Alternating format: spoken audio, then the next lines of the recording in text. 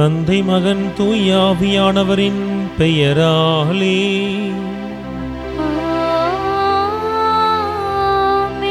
நம் தந்தையாகிய கடவுளிடமிருந்தும் ஆண்டவராகிய இயேசு கிறிஸ்துவிடமிருந்தும் அருளும் அமைதியும் உங்களோடு என்றும் இருப்பதாக.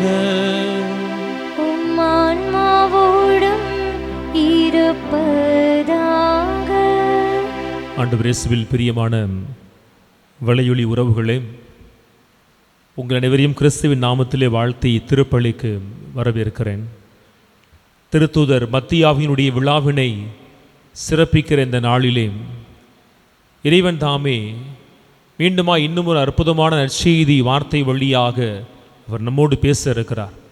ஆகவே திருத்தூதர் மத்தியாவை இயக்கிய அதே ஆண்டவருடைய ஆற்றல் நாமும் அவருடைய கட்டளைகளை கடைபிடித்து வாழ தேவையான ஆற்றலை தரும்படியாக இத்திருப்பலியிலே நாம் மன்றாடுவோம். இந்த தூய மறுநிகழ்வுகளை கொண்டாட நாம் தகுதி பெறும் பொருட்டு நம்முடைய பலவீனங்களை ஏற்றுக்கொள்வோம்.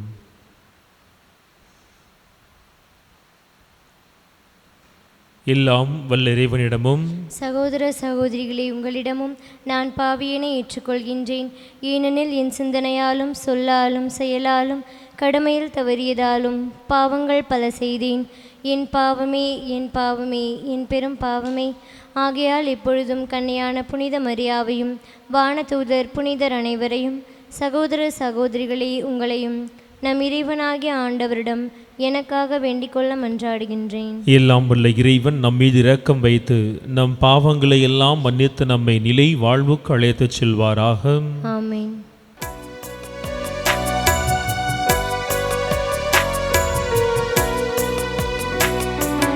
ஆண்டவரே இரக்கமாயிரும். ஆண்டவரே இரக்கமாயிரும். கிறிஸ்துவே இரக்கமாயிரும்.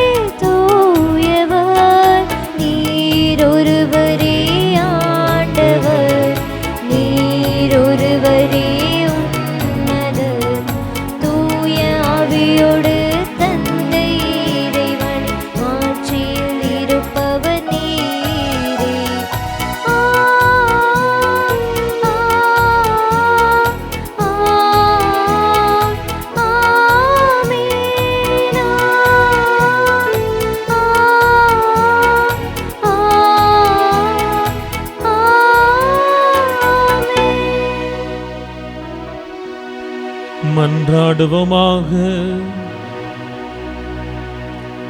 இறைவா, புனித மத்தியாவை திருத்தூதர் குழுமத்தில் இணைத்துக் கொண்டீரே.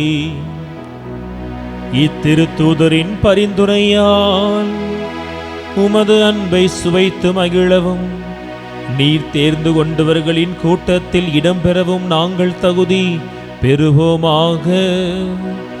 எங்கள் ஆண்டவர் ஆகிய இயேசு கிறிஸ்து வழியாக உம்மை மன்றாடுகின்றோம்.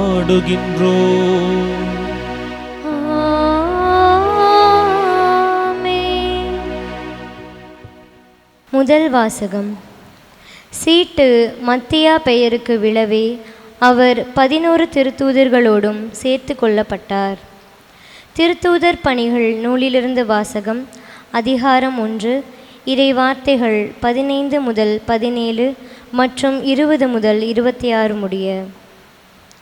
ஒரு நாள் ஏறக்குறைய 120 சகோதரர் சகோதரிகள் ஒரே இடத்தில் கூடியிருக்கும்போது பேதுரு அவர்கள் நடுவே எழுந்து நின்று கூறியது: அன்பர்களே, இயேசுவை கைது செய்தவர்களுக்கு வழிகாட்டிய யூதாசை குறித்து தூய ஆவியார் தாவீதின் வாயிலாக முன்னுரைத்த மறைநூல் வாக்கு நிறைவேற வேண்டியிருந்தது. அவன் நம்மில் ஒருவனாய் எண்ணப்பட்டு நாம் ஆற்றும் பணியில் பங்கு பெற்றிருந்தான். திருப்பாடல்கள் நூலில் அவன் வீடு பாழாவதாக, அதில் எவரும் குடிபுகாதிருப்பாராக என்றும், அவனது பதவியை வேறொருவர் எடுத்துக்கொள்ளட்டும் என்றும் எழுதப்பட்டுள்ளது. ஆகையால் ஆண்டவர் இயேசுவின் உயிர்த்தெழுதலுக்கு சாட்சியாய் விளங்க அவர் நம்மிடையே செயல்பட்ட காலத்தில் நம்மோடு இருந்த ஒருவரை சேர்த்து கொள்ள நாம் கூடி வர வேண்டியது தேவையாயிற்று. யோவான் திருமுழுக்கு கொடுத்து வந்த காலம் முதல் ஆண்டவர் இயேசு நம்மிடமிருந்து விண்ணேற்றமடைந்த நாள் வரை அவர் நம்மோடு இருந்திருக்க வேண்டும். அத்தகையோருள் இருவரை முன்னிறுத்தினார்கள். ஒருவர் யோசேப்பு என்னும் பெயர் கொண்ட பர்சபா, இவருக்கு யூஸ்து என்னும் பெயரும் உண்டு. மற்றவர் மத்தியா. பின்பு அவர்கள் அனைவரும், ஆண்டவரே, அனைவரின் உள்ளங்களையும் அறிபவரே, யூதாசு திருத்தொண்டையும் திருத்தூது பணியையும் விட்டகன்று தனக்குரிய இடத்தை அடைந்து விட்டான். அந்த யூதாசுக்கு பதிலாக யாரை தெரிந்தெடுக்க வேண்டும் என இந்த இருவருள் ஒருவரை எங்களுக்கு காண்பியும் என்று இறைவனிடம் வேண்டிக் கொண்டனர். அதன் பின் அவர்கள் சீட்டு குலுக்கினார்கள். சீட்டு மத்தியா பெயருக்கு விழவே அவர் 11 திருத்தூதர்களோடும் சேர்த்து கொள்ளப்பட்டார். ஆண்டவரின் அருள்வாக்கு. இறைவனுக்கு நன்றி. பதிலுரை திருப்பாடல் 113. நாம் பாட வேண்டிய பதிலுரை: உயர்குடி மக்களிடையே அவர்களை அமர செய்கின்றார்.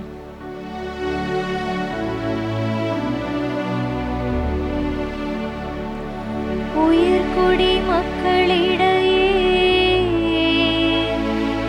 அவர்களை அமர செய்கின்றார். உயர்குடி மக்களிடையே அவர்களை அமர செய்கின்றார். ஆண்டவரின் ஊழியர்களே, அவரை புகழுங்கள். அவரது பெயரை போற்றுங்கள். ஆண்டவரது பெயர் வாழ்த்தப் பெறுவதாக. இப்பொழுதும் எப்பொழுதும் வாழ்த்தப் பெறுவதாக. உயர்குடி மக்களிடையே அவர்களை அமர செய்கின்றார். கீழ் திசை முதல் மேற்றிசை வரை ஆண்டவரது பெயர் போற்றப்படுவதாக. மக்களினங்கள் அனைத்திற்கும்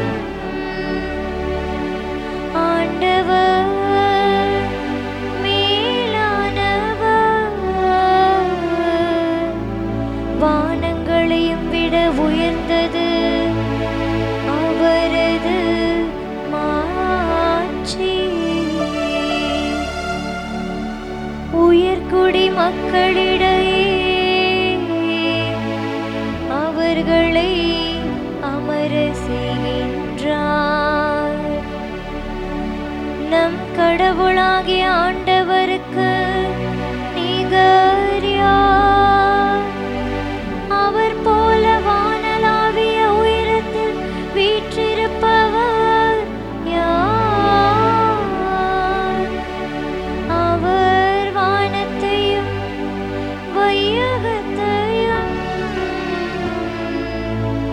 குனிந்து பார்க்கின்றார். உயர்குடி மக்களிடையே அவர்களை அமர செய்கின்றார். உயர்குடி மக்களிடையே அவர்களை அமர செய்கின்றார்.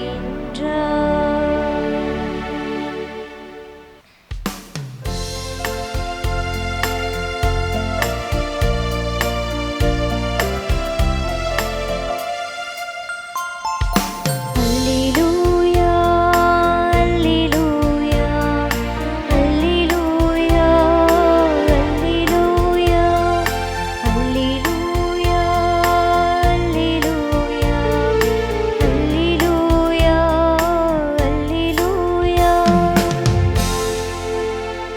நான் தான் உங்களை தீர்ந்து கொண்டேன், நீங்கள் கனி தரவும் நீங்கள் தரும் கனி நிலைத்திருக்கவும் உங்களை ஏற்படுத்தினேன் என்கிறார் ஆண்டவர். அல்லேலூயா, அல்லேலூயா, அல்லேலூயா, அல்லேலூயா, அல்லேலூயா.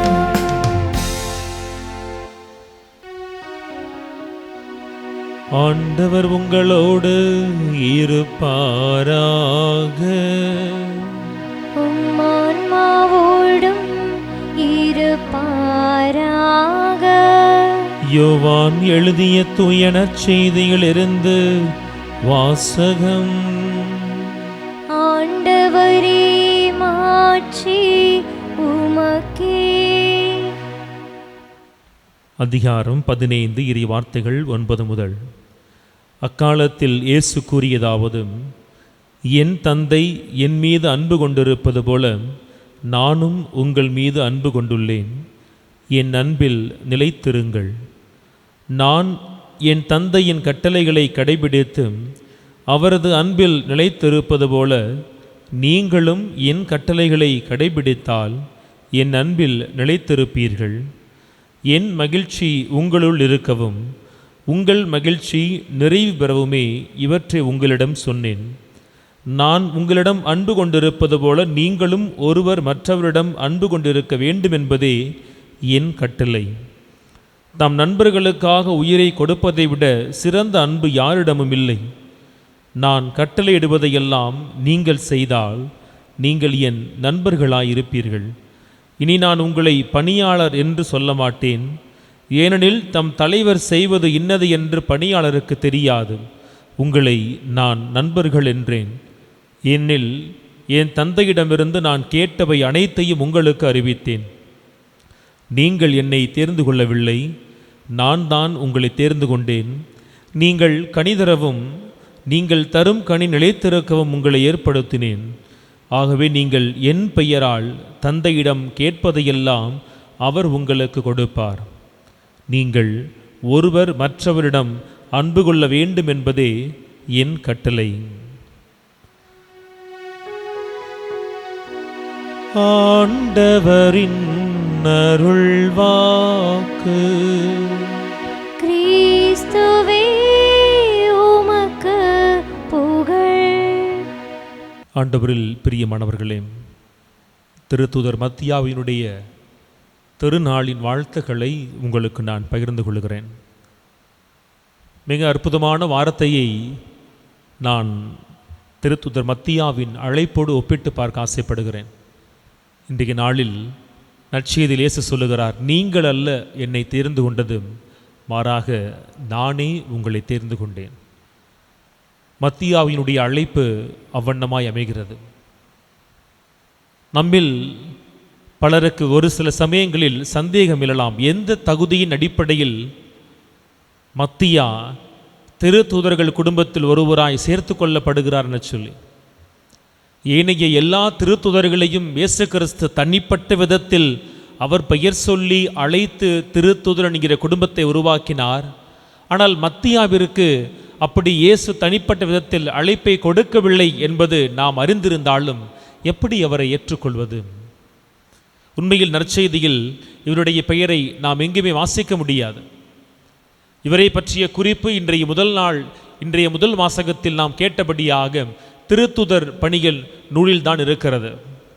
ஆனால் திரு அவையினுடைய பாரம்பரியம் திருவுவழியத்தை கடந்திருக்கிற ஏனைய நூல்களிலிருந்து நாம் அறிய வருவது என்ன?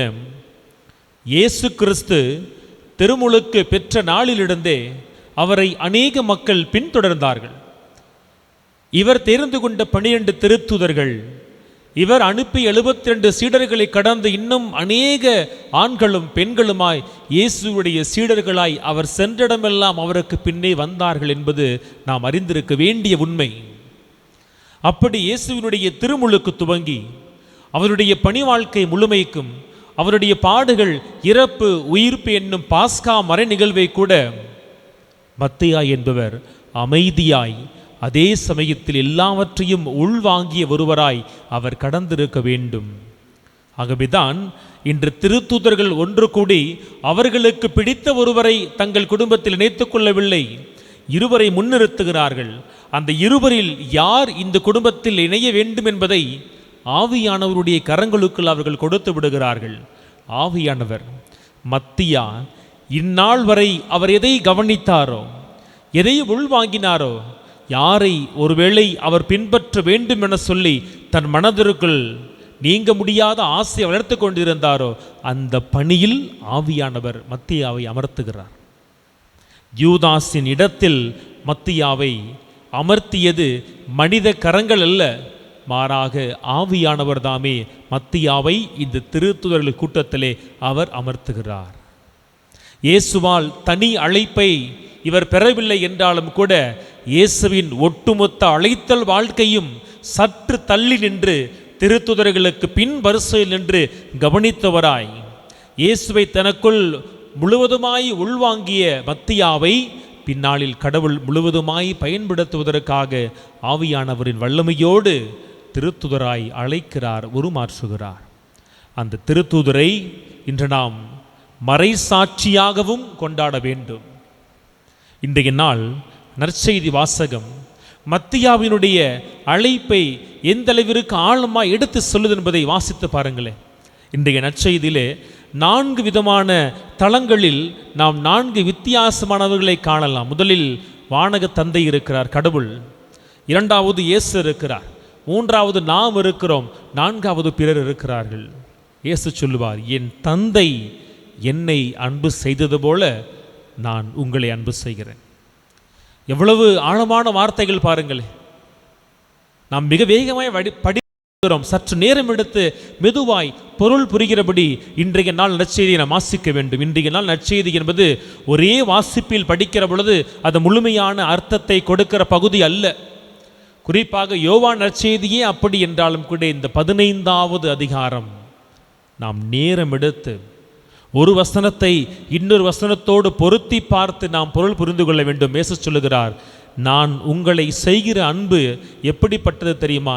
என் தந்தை என்னை எந்த அளவிற்கு அன்பு செய்கிறாரோ அதே அளவிற்கு இணையான அன்பை நான் உங்கள் மீது வைத்திருக்கிறேன்.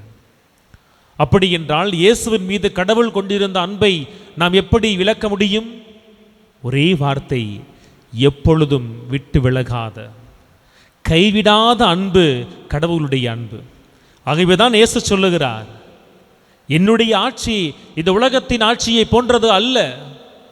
என்னை நீங்கள் அழிக்கலாம் என பார்க்கிறீர்கள். உங்கள் கண்களுக்கு முன்னால் நான் மரணித்தவனாய் இருக்கலாம், ஆனால் உங்கள் கரங்கள் எனக்கு மரணத்தை கொடுக்க போவது அல்ல. 3 நாளில் என்னை மீண்டுமாய் என் தகப்பன் உயிர்த்தெழச் செய்வார் என்கிற அசைக்க முடியாத நம்பிக்கை இயேசுவிடத்தில் இருந்தது. இயேசு விரும்பி இருந்தால் தன் பசிக்கு அந்த கல்லை அப்பமாகவும் மேலிருந்து கீழே விழச் சொல்லி அவருடைய பாதங்களை தூதர்கள் எல்லாம் தாங்கும்படியாக செய்திருக்கலாம். ஆனால் இயேசுவுக்கு தெரியும், இவற்றையெல்லாம் நான் அடைவதற்கு இந்த அழகையினுடைய பிடிக்குள் செல்ல வேண்டுமென ஆசை இல்லை. வாக்களித்தவர் உண்மையுள்ளவர், அழைத்தவர் நம்பிக்கைக்குரியவர். நான் அவர் பணியை செய்கிற பொழுது அவர் எனக்கான பரிசை மணிமுடியாய் சூட்டுவார் என்பதை இயேசு அறிந்திருந்தார். அப்படிப்பட்ட ஒரு அன்பைத்தான் இன்றைய நாளில் இயேசு நம்மிடத்தில் எதிர்பார்க்கிறார்.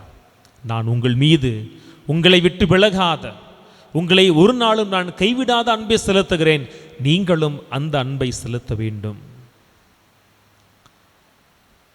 ஆக அன்பு அன்பு அன்புன்னு சொல்லி மீண்டும் மீண்டுமாய் இந்த வார்த்தையை வாசிச்சுட்டு இருப்போமே, அன்பு செய்வது எப்படி என்பதையும் இன்றைய நாளில் இயேசு தெளிவாய் சொல்லுகிறார். தந்தையின் கட்டளைகளை கடைப்பிடிப்பது தான் நீங்கள் அன்பு செய்வதற்கு இணை. இன்னும் நமக்கு முழுமையாய் பதில் கிடைக்கல. அன்பு செய்யுங்கன்னு சொன்னார், அந்த அன்பை எப்படி செய்யணும் சொல்றாரு. தந்தையினுடைய கட்டளைகளை நீங்கள் கடைபிடிக்க வேண்டும், அது நீங்கள் தந்தையை அன்பு செய்வதற்கு சமன் சொல்லிட்டு கடைசியாய் சொல்லுவார், தந்தையினுடைய கட்டளை எது? நீங்கள் பிறரை அன்பு செய்ய வேண்டும் என்பதுதான் கடவுள் கொடுக்கிற கட்டளை. மத்தியாவை பாருங்களே, அவர் மறைசாட்சியாய் மரித்தார் என சொன்னால், இயேசுவின் மீது கடவுள் மீது தான் கொண்டிருந்த அன்பை அவர் பிறருக்கு ஆற்றிய பணிகள் வழியாக தன் இன்னுயிரை நீக்கிறவரை அவர் செய்து காட்டினார். இன்னைக்கு இந்தியாவுக்கு பாகிஸ்தானுக்கு நடுவில் போர் மேகங்கள் எழுவதும் களைவதுமாய் இருக்குது. பல போர் வீரர்களை பார்க்கிறோம். திருமணமானவர்கள் குழந்தை பிறந்த அடுத்த நாள், தன் தாய் தந்தையை இழந்த அடுத்த நாள்னு சொல்லி களத்திற்கு வாருங்கள் என அழைப்பு கொடுத்த உடனேயே எல்லா இராணுவ வீரர்களும் தங்கள் உடைகளை அணிந்து கொண்டு எல்லைக்கு செல்லுகிறார்களே. என்ன அர்த்தம்? இந்த தேசத்தை நான் அன்பு செய்கிறேன், இந்த தேசத்தை அன்பு செய்கிறேன். எந்த அளவிற்கு அன்பு செய்கிறேன்? என் உயிரை நான் கொடுத்தாலும் கூட என் தேசத்தை எதிரிகளின் கைகளுக்குள் கொடுக்க மாட்டேன்னு சொல்லி தாங்கள் அன்பு செய்கிற இந்த தேசத்திற்காய் தங்கள் உயிரையும் கையளிக்கிறபடியாக இருக்கிறார்களே, அதுபோன்ற ஒரு அன்பை தான் கடவுள் எதிர்பார்க்கிறார். யார் ஒருவர் முழுமையாய் அன்பு செய்கிறாரோ அந்த முழுமையான அன்பினுடைய உச்சம் என்ன? தன் உயிரை கூட கொடுப்பதற்கு தயங்காமல் இருப்பது. அன்பர்களே, ஒரு கர்ப்பிணி பெண் இன்னும் 1 வாரத்திலோ 2 வாரங்களிலோ அவருக்கு குழந்தை பிறக்க இருக்கிறது. அவருடைய கணவர் இராணுவத்திலே இருக்கிறார். ஒரு மிக அசாதாரணமான சூழலிலே ஒரு செய்தி வருகிறது. அவருடைய கணவர் பணி செய்கிற இடத்திலே போரானது மிக உக்கிரமாய் நடந்து கொண்டிருக்கிறது. இவர் வேண்டிக் கொள்ளுகிறார், ஆண்டவரே என் கணவருக்கு ஒன்றும் ஆகக்கூடாது, பத்திரமாய் அவர் அந்த நாட்டை காப்பாற்றிட்டு திரும்பி வந்து என் பிள்ளையும் என்னையும் காண வேண்டும்னு சொல்லி. ஆனால் அவருடைய ஜெபம் கேட்கப்படவில்லை. அவர் செய்தியை பார்த்து கொண்டிருக்கிற பொழுதே செய்தியில் சொல்லுகிறார்கள், இந்த நாட்டை காப்பாற்றுவதற்காய் தன் இன்னுயிரை ஒரு வீரன் துறந்தான்னு சொல்லி. இந்த மனைவி பார்க்கிறார் தொலைக்காட்சியிலே, அவர் கணவருடைய உருவம் வருகிறது. அழுகிறார், உடைகிறார். அந்த பெண்ணினுடைய தந்தையும் அங்கே வருகிறார். எப்படி அந்த பெண்ணை சமாதானப்படுத்துவதென தெரியாமல் அவர் ஆறுதல் வார்த்தைகளை சொல்லுகிறார். ஆனால் அழுத அந்த மனைவியோ தன் கண்ணீரை துடைத்து கொண்டு அவர் எழுந்து நிற்கிறார். அப்பா வாங்க, ஆகிற காரியத்தெல்லாம் பார்க்கலான்னு சொல்லி. அவர் தந்தை குழம்பி கேட்கிறார், மகளே இந்த துக்கத்தை இந்த வழியை என்னாலே தாங்க முடியவில்லை. பிறக்க இருக்கிற முதல் பிள்ளையை பார்ப்பதற்கு கூட அவர் இல்லாமல் போய்விட்டார் என்று சொல்லி நான் ஏங்கி தவிக்கிறேன். நான் வாழ்வதற்காய் கட்டி கொடுத்த என் மகள் இனி பூவும் பொட்டு இல்லாமல் இருக்க போறான்னு சொல்லி வேதனைப்படுகிறேன். நீ எப்படியுமா இவ்வளவு எளிதில் உன்னை இனி தேற்றிக்கொண்டேன்னு சொன்ன பொழுது அந்த அம்மா சொன்ன வார்த்தைகள் மிக ஆழமானது. அவர் சொல்லுகிறார், அவர் என்னோடு வாழ்ந்த காலத்தில் கூட, என்னோடு உரையாடிய காலத்தில் கூட அவர் சொல்லுவார், என்னுடைய முதல் மனைவி இந்த தேசம், நீ என் 2வது மனைவி தான். உனக்காய் நான் வாழ்கிறேன், உனக்காய் நான் வாழ ஆசைப்படுகிறேன். ஆனால் என் முதல் மனைவியான இந்த தேசத்திற்காய் எனக்கு இறக்க வேண்டிய ஒரு சூழல் எழுமென சொன்னால், உனக்காய் வாழ்வதை விட என் தேசத்திற்காய் நான் இறப்பது எனக்கு மேலானது என சொல்லுவார். அப்படி ஒரு நாள் நான் தவறி போனால் நீ அழாதே, ஏனெனில் நான் என் அன்பிற்காய் என் கொள்கைக்காய் மறித்தேன்னு சொல்லி நீ பெருமைப்படுன்னு சொன்னார். என் கணவர் அவருடைய முதல் மனைவியான தேசத்திற்காய் தன் உயிரை கொடுத்திருக்கிறார். உண்மையிலேயே என்னையும் அவருடைய பிள்ளையும் காணாமல் பிரிந்து செல்வது அவருக்கு வருத்தம் என்றாலும் கூட அவர் அதைவிட மேலான ஒரு அன்பிற்காய் தன் உயிரை கொடுத்திருக்காப்பா. அவர் நிறைவோடு தான் தன் கண்களை மூடியிருப்பார். அவருக்கு தெரியும், நான் மரித்தாலும் இந்த தேசம் என் மனைவியை என் பிள்ளையை கொண்டாடணும்னு சொல்லி தன்னை தேற்றி கொண்டவராய் அந்த மனைவி எழுகிறார், காரியத்தை செய்து முடிக்கிறார். நண்பர்களே, இந்த இராணுவ வீரனுடைய அவருடைய அந்த ஒரு ஆழமான பற்றுறுதி, அசைக்க முடியாத ஒரு ஈடுபாடு, உறுதி நமக்கு இருக்க வேண்டும். தான் கொள்ளுகிற அன்பிற்காய் தன் உயிரை கொடுப்பது. மத்தியாவை பாருங்கள், இயேசுவோடு தள்ளி நின்று நடைபயின்ற ஒருவர்தான், சப்தமில்லாமல் இருந்தவர்தான், யோசேப்பை போல தனக்கிட எந்த வார்த்தையும் பேசாத ஒருவர்தான். ஆனால் யாரை அன்பு செய்தாரோ, யாருக்காய் தன் வாழ்க்கையை அர்ப்பணித்தாரோ, அவருக்காய் பாருங்களே மறைசாட்சியாய் மரிக்கிற அளவுக்கு அந்த மனிதன் இயேசுவின் மீது அன்பு கொள்கிறார். யோவான் வாசித்த வார்த்தைகளை எல்லாம் நாம் நற்செய்தியாய் வாசிக்க கேட்டுதான் நம்புகிறோம். ஆஹா, எப்படியெல்லாம் இயேசு சொல்லியிருக்கிறார்னு பாருங்கள் சொல்லி. ஆனால் யோவான் எழுதியிருக்கிற அந்த வார்த்தைகளை எல்லாம் இயேசு தன் திருவாய் மலர்ந்து கற்பித்ததை மத்தியா கேட்டிருக்க வேண்டும். என் தந்தையைப் போல நான் உங்களை அன்பு செய்கிறேன், பிறரை நீங்கள் அன்பு செய்ய வேண்டும் என்பதுதான் என் தந்தை உங்களுக்கு கொடுக்கிற கட்டளை. அந்த அன்பினுடைய உயரம் ஆழம் என்பது என்ன? உங்கள் அன்பு உங்கள் உயிரை கேட்குதென சொன்னாலும் நீங்கள் கொடுக்க வேண்டும். நீங்கள் ஒரு நாள் காண்பீர்கள், உங்கள் போதகரும் உங்கள் ரபியுமான நான் பாடுகள் படுவேன், என் கரங்களை விரித்து கொடுப்பேன், கல்வாரியில் நான் மன்னிப்பேன் என்று சொல்லி இந்த வார்த்தைகளை தனக்குள் மத்தியாஸ் உள்வாங்கி இருக்க வேண்டும். ஆகவே தான் என் தந்தையைப் போல நான் உங்களை அன்பு செய்ய சொன்னபடியாக என் தலைவராம் இயேசுவைப் போல நான் உங்களுக்கு பணி செய்கிறேன், உங்களுக்காய் மரிக்கிறேன்னு சொல்லி ஒரு திருத்துதராய் மட்டுமல்ல, ஒரு மறைசாட்சியாய் இன்னைக்கு மத்தியாஸ் மரித்திருக்கிறார். இவரை கொண்டாடுகிற நாம் நம்முடைய வாழ்க்கையை எண்ணி பார்ப்போம். இயேசு சொன்ன வார்த்தை நமக்கும் பொருந்தது, நீங்கள் அல்ல என்னை தேர்ந்து கொண்டது, நான் தான் உங்களை தேர்ந்து கொண்டிருக்கிறேன். நீங்கள் கிறிஸ்தவளாய் இருக்கிறீர்களே, இது உங்களுக்கு நான் கொடுத்த அழைப்பு. இந்த அழைப்பில் நீங்கள் எப்படி இருக்கிறீர்கள்? எல்லா திருத்துதர்களை பாருங்கள், நீங்கள் கனி தர வேண்டும், நீங்கள் கொடுக்கிற கனி நிலைத்திருக்க வேண்டும் சொல்லி இயேசு சொன்னார். அவர்கள் எல்லாருடைய பணியினுடைய கனி இன்று வரை நிலைத்திருக்கிறதே. நாம் பெற்றுக்கொண்ட அழைப்பினுடைய கனி எவ்வண்ணமாய் இருக்கிறது?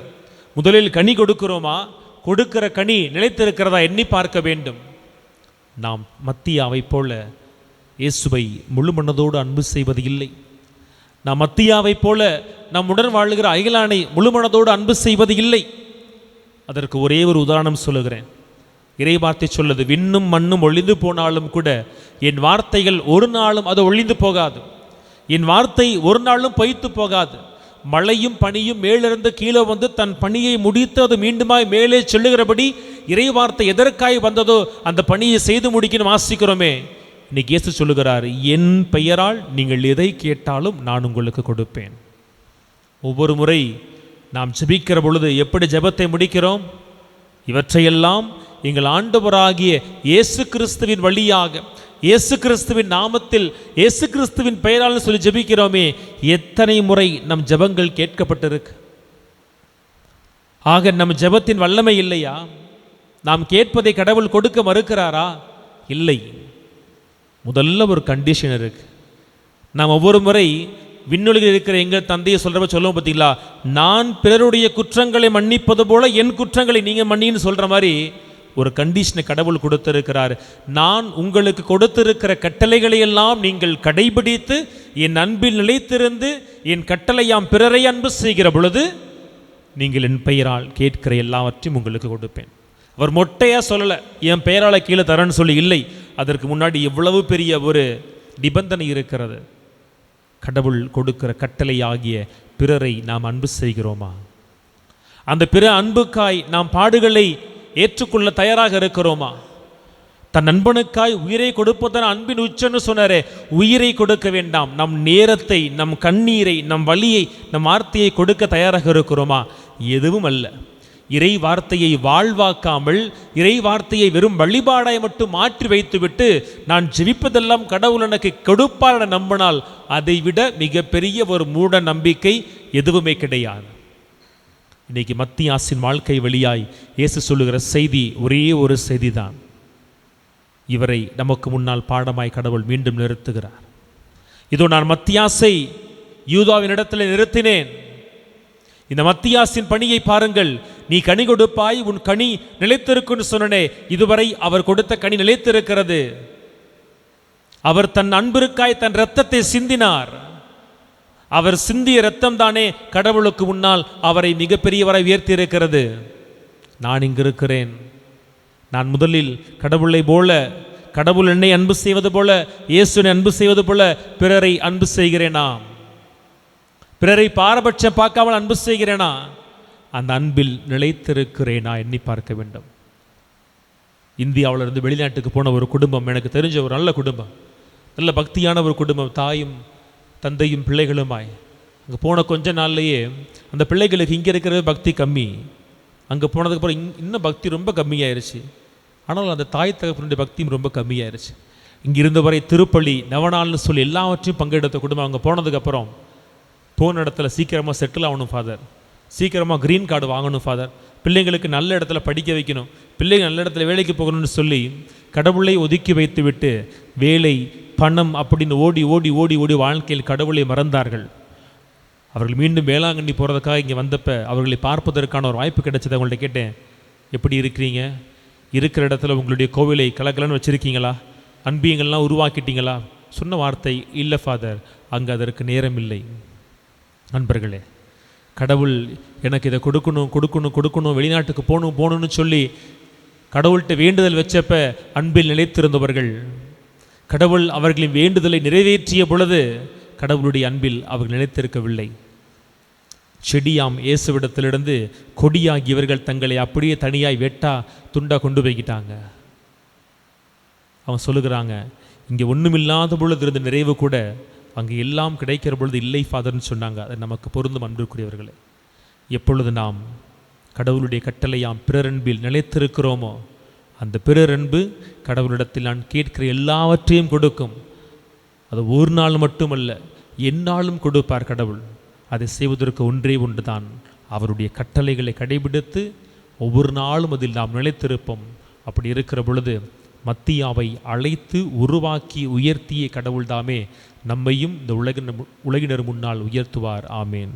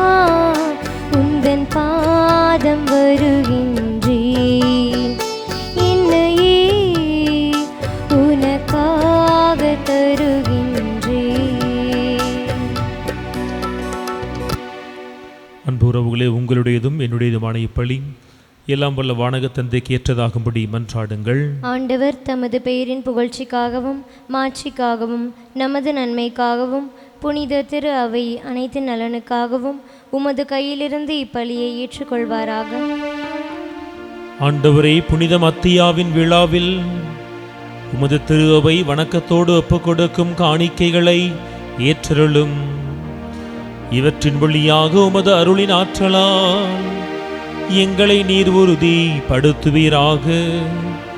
எங்கள் ஆண்டவர் ஆகிய இயேசு கிறிஸ்து வழியாக உம்மை மன்றாடுகின்றோம்.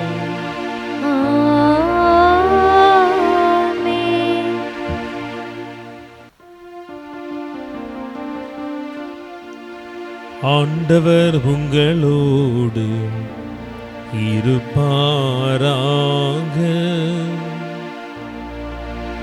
உம்மான்மாவோடும் இருப்பாராக.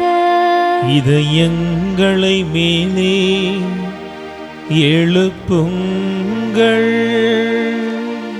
ஆண்டவரிடம் எழுப்பியுள்ளோம். நம் இறைவனாகிய ஆண்டவருக்கு நன்றி பாடுவோம். அது தகுதியும் நீதியும் ஆனதே.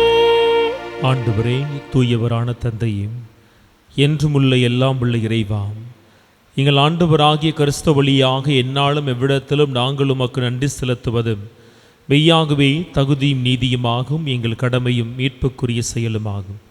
ஏனென்றால் உம்முடைய திரு அவை உம்முடைய புனிதத்தின் அடையாளமாக என்றும் இம்மன்னகத்தில் விளங்கவும், மக்கள் அனைவருக்கும் விண்ணக படிப்பினைகளை வழங்கவும், அது திருத்தூதர்களை அடித்தளமாக கொண்டு நிலைத்திருக்கவும் செய்தீர்.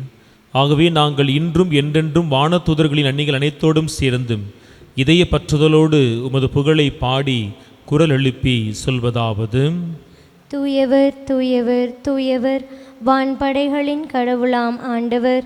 விண்ணகமும் மண்ணகமும் உமது மாட்சியால் நிறைந்துள்ளன. உன்னதங்களிலே ஓசன்னா. ஆண்டவர் பேரால் வருகிறவர் ஆசி பெற்றவர். உன்னதங்களிலே ஓசன்னா. ஆண்டவரே, நீர் மெய்யாகவே தூயவர், தூய்மை அனைத்துக்கும் ஊற்றும். ஆகவே உம்முடைய ஆவியை பொழிந்து காணிக்கைகளை தூய்மைப்படுத்த வேண்டுகிறோம். இவ்வாறு எங்கள் ஆண்டவர் இயேசு கிறிஸ்துவின் உடலும் இரத்தமுமாக எங்களுக்கு இவை மாறுவனவாகும்.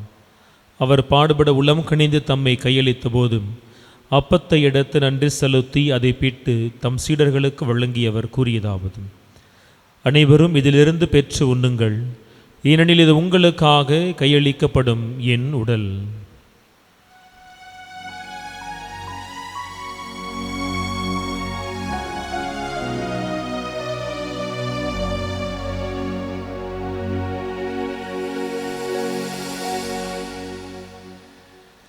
அவண்ணமே இரவு விருந்தை அருந்திய பின் கிண்ணத்தையும் எடுத்து மீண்டும் உமக்கு நன்றி கூறி தம் சீடர்களுக்கு வழங்கியவர் கூறியதாவது: அனைவரும் இதிலிருந்து பெற்று பருகுங்கள், ஏனெனில் இது புதிய நிலையான உடன்படிக்கைக்கு உரிய என் இரத்தத்தின் கிண்ணம். இது பாவ மன்னிப்புக்கென்று உங்களுக்காகவும் பலருக்காகவும் சிந்தப்படும். இதை என் நினைவாகச் செய்யுங்கள்.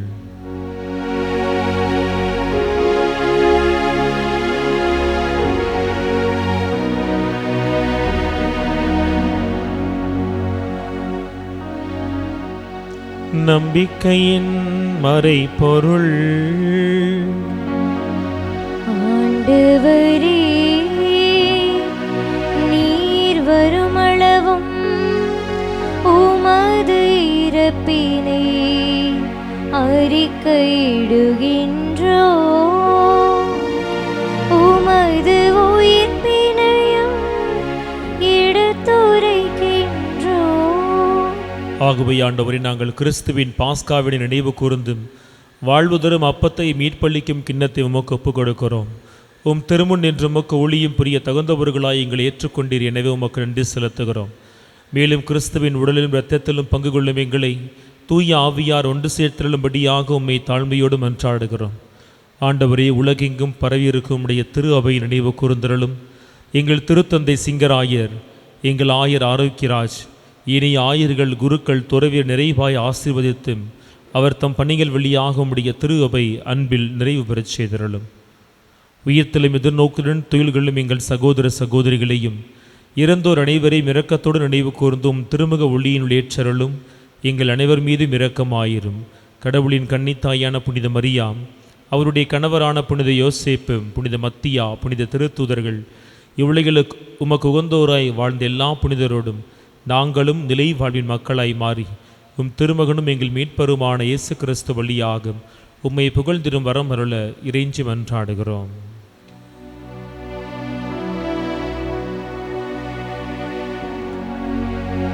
இவர் வழியாக இவரோடு இவரில் எல்லாம் வல்ல இறைவனாகிய தந்தையே, தூய ஆவியாரின் ஒன்றிப்பில் எல்லா புகழும் மாட்சியும் என்றென்றும் உமக்கு உரியதே.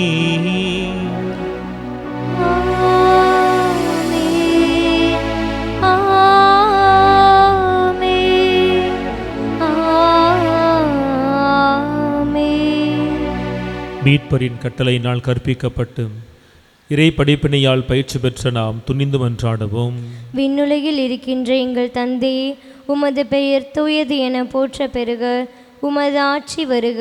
உமது திருவுளம் விண்ணுலகில் நிறைவேறுவது போல மண்ணுலகிலும் நிறைவேறுக. எங்கள் அன்றாட உணவை இன்று எங்களுக்கு தாரும்.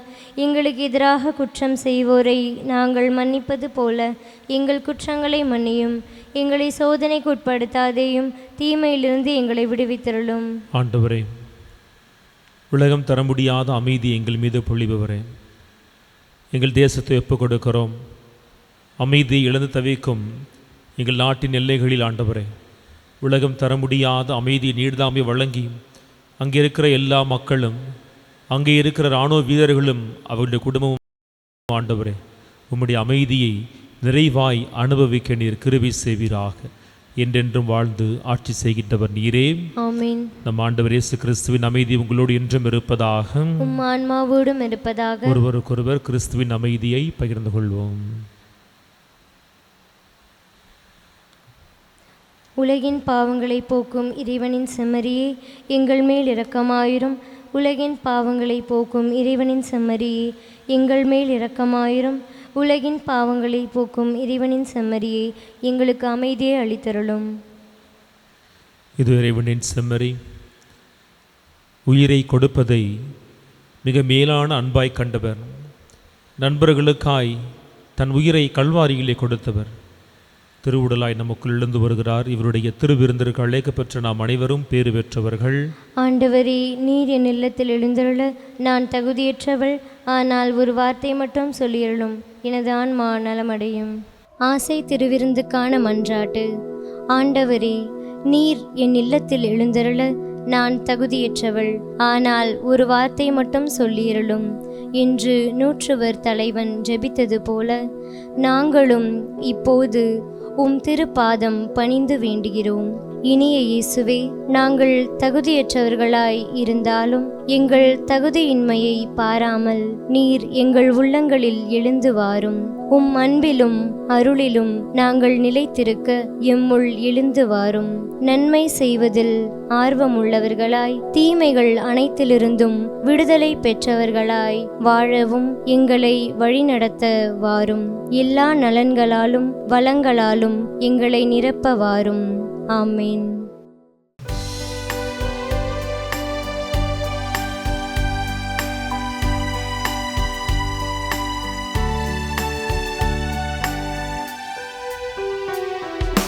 இயேசுவே, என்னுடன் நீ பேச என் இதயம் கூறுவதை கேளு. நான் ஒரு பாவி, ஆறுதல் நீ கூறு. நாள் முழுதும் என்னை வழி நடத்த இயேசுவே, என்னுடன் நீ பேச என் இதயம் கூறுவதை கேளு. நான் ஒரு பாவி, ஆறுதல் நீ கூறு. நாள் முழுதும் என்னை வழி நடத்த. அன்பின் ஆண்டவரே, நான் உங்களை அழைத்தேன், நீங்கள் என்னில் களி தரவும் நீங்கள் தருகிற கனி நிலைத்திருக்கவும் உங்களை அழைத்தேன்னு சொன்ன ஆண்டவரே, மத்தியாவை நீர் அழைத்த அழைப்பினை எண்ணி பார்க்கிறோம் ஆண்டவரே. உம்முடைய அழைப்பில் அவர் இறுதி வரை தன் இன்னுயிரை கொடுக்கிற வரை நிலைத்திருந்தார் ஆண்டவரே. இனி நான் உங்களை பணியாளர் என அழைக்க மாட்டேன், நண்பன் என சொல்லுவேன். ஏனெனில் ஒரு நண்பனைப் போல எல்லாவற்றையும் நான் உங்களிடத்தில் பகிர்ந்து கொண்டேன் என்கிற வார்த்தையின்படி ஆண்டவரே, நீர் சொன்ன எல்லா வார்த்தைகளையும் கேட்டு உள்வாங்கிய மத்தியா ஆண்டவரே, உம்முடைய அன்பில் இறுதி வரை நிலைத்திருந்தார் ஆண்டவரே. இந்த உலகத்தின் மரணம், வேதனை, பாடுகள் உம்முடைய அன்பிலிருந்து அவரை பிரிக்க முடியவில்லை ஆண்டவரே. அப்படிப்பட்ட மேலான மனிதரை நீர் யூதாசின் இடத்தில் வைத்த ஆண்டவரே, திருத்துவர் குடும்பத்தை நிறைவு செய்தது போல எங்களையும் அழைத்திருக்கிறீர். நாங்கள் அல்ல, நீர்தாமே பெயர் சொல்லி எங்களை மகனே மகளே என சொல்லி உம்முடைய அன்பில் நிலைத்திருப்பதற்காக அழைத்திருக்கிறீர் ஆண்டவரே. மத்தியாசு கொண்டிருந்த அதே நெஞ்சுரம், அதே தைரியம் எங்களுக்குள் இருக்கட்டும் ஆண்டவரே. உம்மை நம்பிய அவர், உம்முடைய வார்த்தைகளை போதித்தவர், இறுதி வரை சமரசம் செய்யாமல் ஆண்டவரே உமக்காய் வாழ்ந்தபடியாக எங்களை உருமாற்றும் ஆண்டவரே. மிக பரபரப்பாய் ஓடிக்கொண்டிருக்கிற உலகில் ஆண்டவரே, பணத்திற்காய், நல்ல பணிக்காய், அங்கீகாரத்திற்காய் ஓடிக்கொண்டிருக்கிறோம் ஆண்டவரே. எங்கள் ஓட்டத்தில் எங்களை முன்னிறுத்திய வாழ்க்கையை வாழ்ந்து கொண்டிருக்கிறோம் ஆண்டவரே. என் திறமையை எப்போது அங்கீகரிப்பார்கள்? என் திறமைக்கு ஏற்ற பணி எப்போது கிடைக்கும்? என் பணிக்கு ஏற்ற ஊதியம் எப்பொழுது கிடைக்கும்?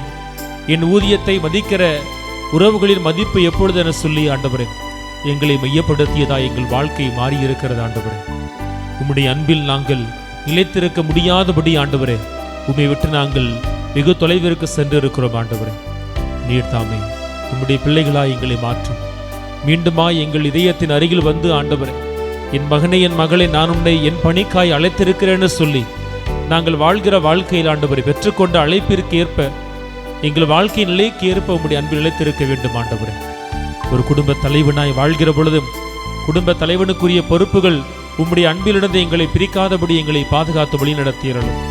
குடும்ப தலைவியாய் ஒரு தாய்க்குரிய கடமைகளை செய்கிற பொழுது ஆண்டவரே, அந்த கடமைகள் உம்முடைய அன்பிலிருந்து எங்களை பிரிக்காதபடி பார்த்து கொள்ளும் ஆண்டவர். படிக்கிற பிள்ளைகளாய் எங்கள் படிப்பினுடைய சுமைகள் எங்களை உம்முடைய அன்பிலிருந்து பிரிக்காதபடி ஆண்டவரே, இளைஞர்களை ஒப்புக் கொடுக்கிறோம் ஆண்டவரே.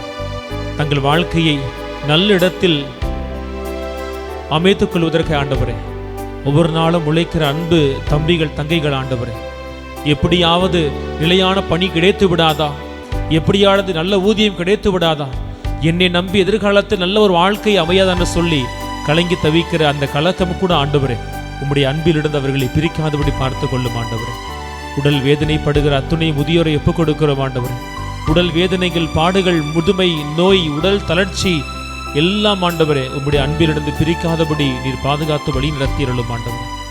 வழிகளுக்கெல்லாம் மிக கொடிய வழியான மரணத்தை தாங்கிக் கொண்டு உம்முடைய மறை சாட்சியரை போல ஆண்டவரே, ஆண்டவரே, உம்முடைய அருகில் நடக்காவிடினும் தள்ளி நின்று உம்முடைய பாதத்தின் சுவடுகளை பார்த்து நடந்த மத்திய ஆண்டவரே, அத்தனை சோதனைகளை அனுபவித்த பொழுதும் உம்முடைய அன்பிலிருந்து அவர் பிரியாதிருந்தபடி தகப்பனே, எங்களுக்கு ஒரு பாக்கியமான வாழ்க்கை நீர் கொடுத்திருளும் ஆண்டவரே.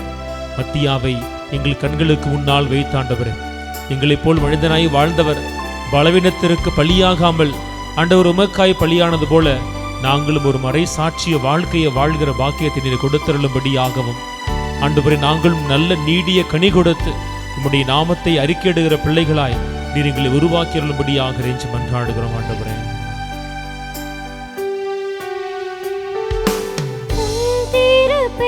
நான் பாடிடும் கீதம் திரு இதயம் பேரானந்தம். திரு பெயர் நான் பாடிடும் கீதம் திரு இதயம் பேரானந்தம். திரு வாழ்வே மகருளும் இறைவா இறைவா, திருவாழ்வின கருளும். திருநிழலில் நான் குடிகொள்ள இன்றும் என்னுடன் இருப்பாய். இயேசுவே, என்னுடன் நீ பேச என் இதயம் கூறுவதை கேளு. நான் ஒரு பாவி, ஆறுதலை கூறு. நாள் முழுதும் என்னை வழி நடத்த.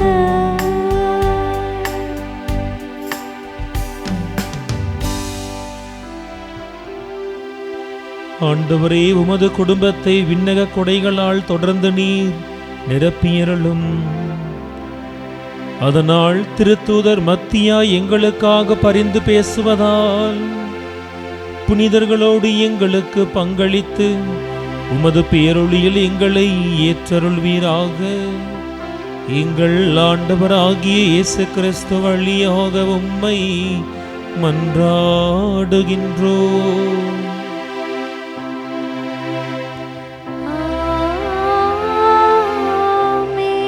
ஆண்டவர் உங்களோடு இருப்பாராக. உம் ஆன்மாவோடும் எல்லாம் வல்ல இறைவன் தந்தை, மகன், தூய ஆவியார் உங்கள் அனைவரையும் நிறைவாக ஆசீர்வதிப்பாராக.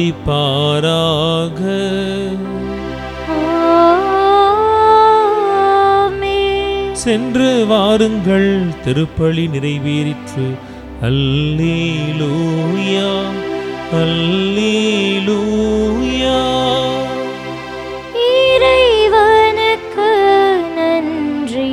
அல்லேலூயா, அல்லேலூயா.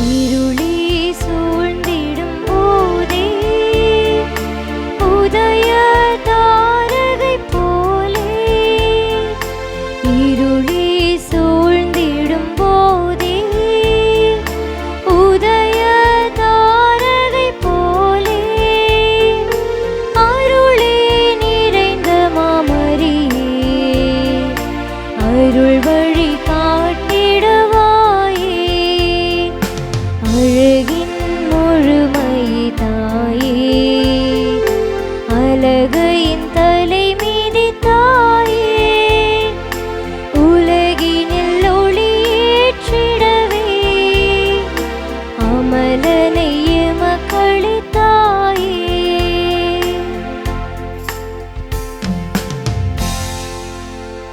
தந்தை, மகன், தூய ஆவியாரின் பெயராலே ஆமீன்.